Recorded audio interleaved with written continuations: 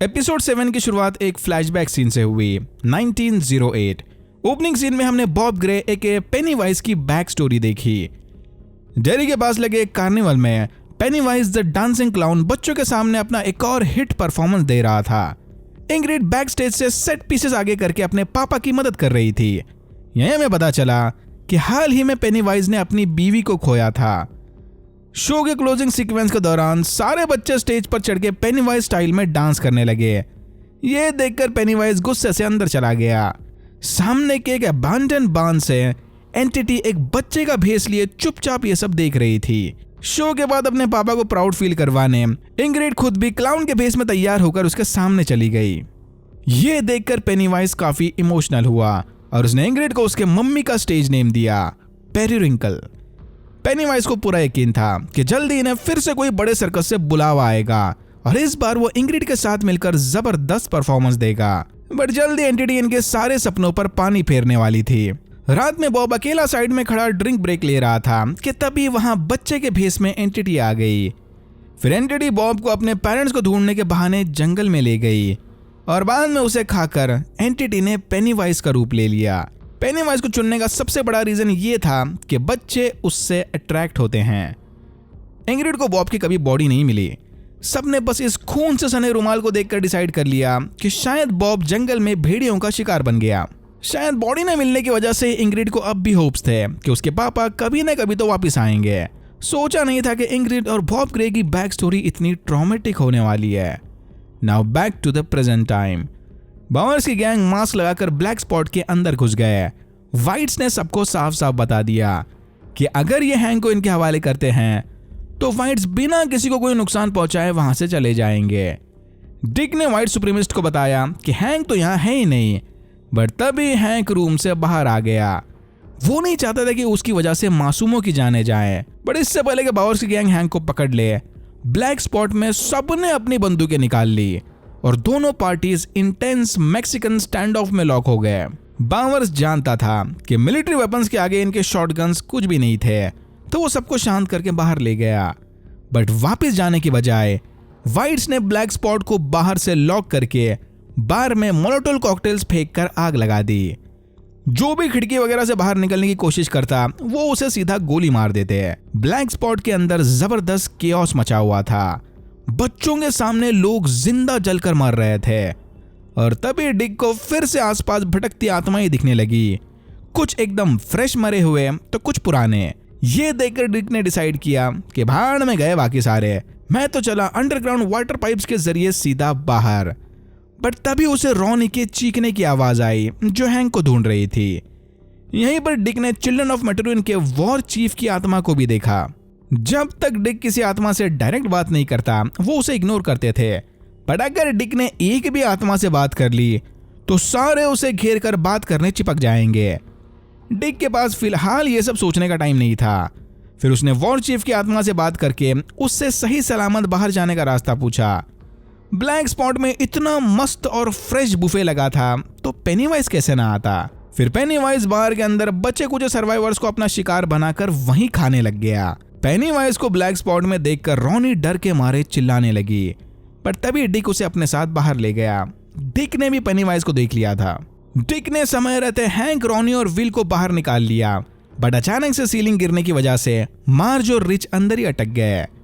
फिर रिच ने मार्ज की जान बचाने उसे आइस बॉक्स के अंदर बिठाकर अपनी कुर्बानी दे दी, क्योंकि वो जानता था कि इस सिचुएशन में कोई एक ही बच सकता है। और rich being the true night उसने मार्ज को प्रोटेक्ट करने अपनी जान दे दी। ब्लैक स्पॉट को पूरी तरह से तबाह करने के बाद वाइट्स एक एक करके वापस जाने लगे, बट स्टैन की कार एन मोमेंट पर बंद पड़ गई।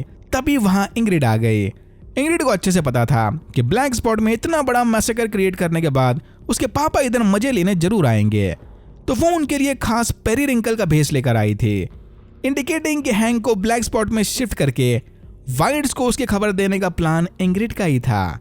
यानी पापा की बस एक झलक देखने के लिए इंग्रिड ने अपने लवर की तक कुर्बानी दे दी। इंग्रिड को ऐसे अजीब से आउटफिट में देखकर स्टैन काफी कंफ्यूज हो गया, बट तभी पेनीवाइज ने बुचर नाइफ से स्टैन का सर उड़ा दिया और उसकी खोपड़ी को बाउल की तरह यूज करके मजे से खाने लग गया। इंग्रिड को अब भी लग रहा था कि ये तो उसके पापा ही हैं।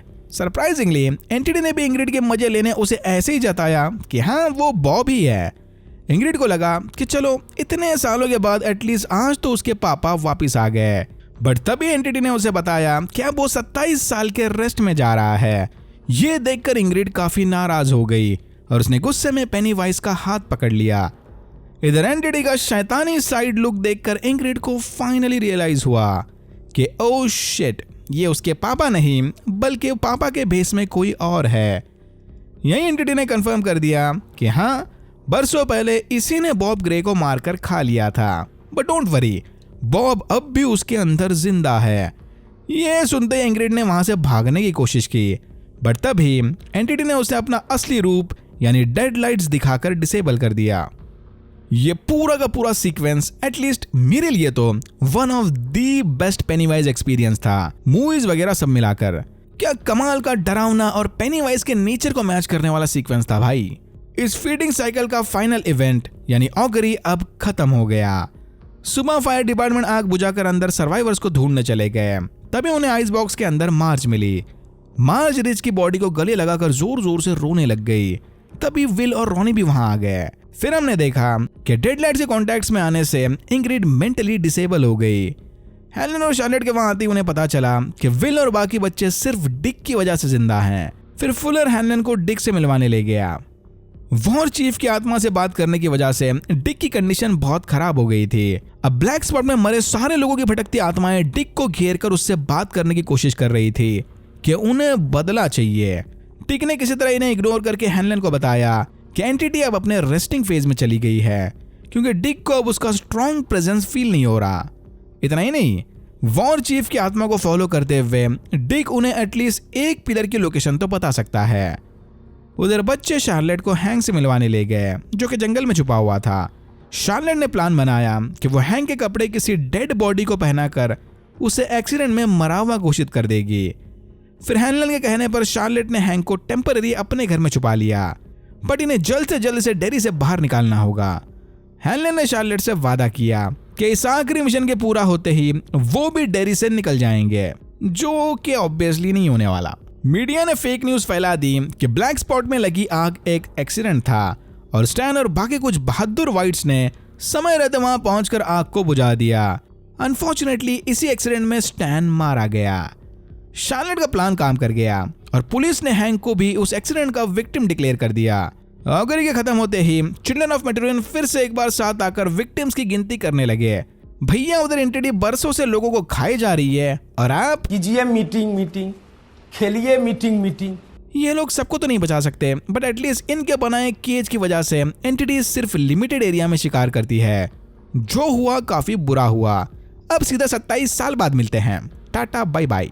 शार्लेट विल को घर पर रहने का ऑर्डर देकर हैंक के साथ रोज से मिलने चली गई, जो कि अपेरेंटली हैंक की डेरी से निकलने में मदद करेगी। माना कि एंटिटी सो रही है, बट डेरी के ह्यूमन मॉन्स्टर्स एके वाइट सुप्रीमिस्ट अभी भी खुलेआम घूम रहे थे। शार्लेट को कोई रिस्क नहीं लेना था।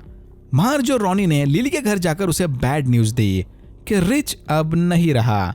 फिर ये सारे अपने अड्डे पर जाकर रिच की चीजें जमा करने लगे। डिक की मदद से मिलिट्री ने एक पिलर ढूंढ लिया। हेलन के मना करने के बावजूद भी ये उसे बेस पर टेस्ट करने ले जाने लगे। हेलन ने इन्हें समझाने की बहुत कोशिश की कि ऐसा करने से एंटिटी का केज टूट जाएगा, बट फुलर का मानना था कि जब एंटिटी आराम कर रही है तो किस बात से डरना। ये लोग फटाफट इस आर्टिफैक्ट पर रिसर्च करके काम पूरा होने के बाद यहीं वापस लाकर रख देंगे। बट हेलन को इनकी बातों पर बिल्कुल भरोसा नहीं था। डैनियल चुपके से मिलिट्री की हरकतों पर नजर रखे हुए था। उन्हें एक पिलर को ले जाता देख डैनियल फौरन इसकी खबर देने भाग गया।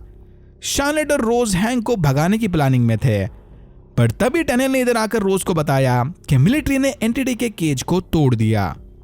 हेलन ने मिलिट्री बेस पर जाकर देखा कि शॉ की टीम एक्चुअल में पिलर को डिस्ट्रॉय करने की प्लानिंग में थे।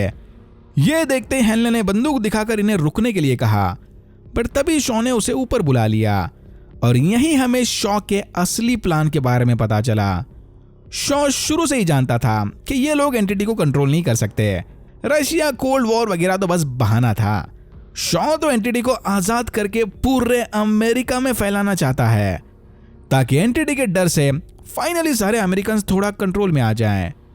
शॉ का मानना था कि अमेरिका का सबसे बड़ा दुश्मन खुद अमेरिका ही है, तो अपने कंट्री को बचाने वो डर की मदद लेना चाहता है।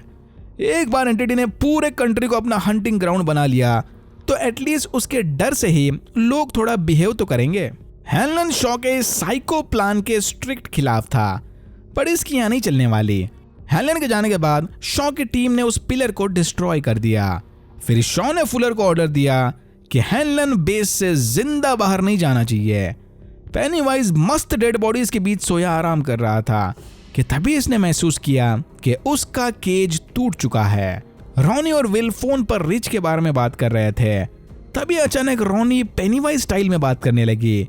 विल फौरन समझ गया कि ये एंटिटी से बात कर रहा है। विल ने उसे बताया कि वो उससे नहीं डरता क्योंकि विल एंटिटी के पहुंच से बहुत दूर था।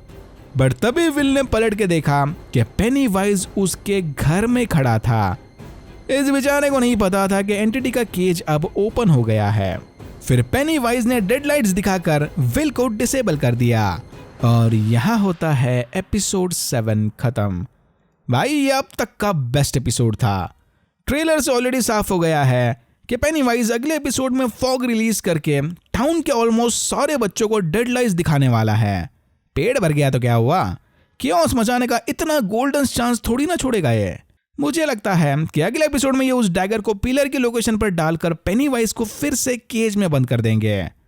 Alright, that's it for now. अगर आपको वीडियो अच्छा लगा तो please like share and subscribe for more videos like this. मैंने ऐसे और भी वीडियोस बनाए जिनके लिंक्स आपको डिस्क्रिप्शन बॉक्स में मिल जाएंगे। Thank you very much for watching and I am hoping to see you in my next one.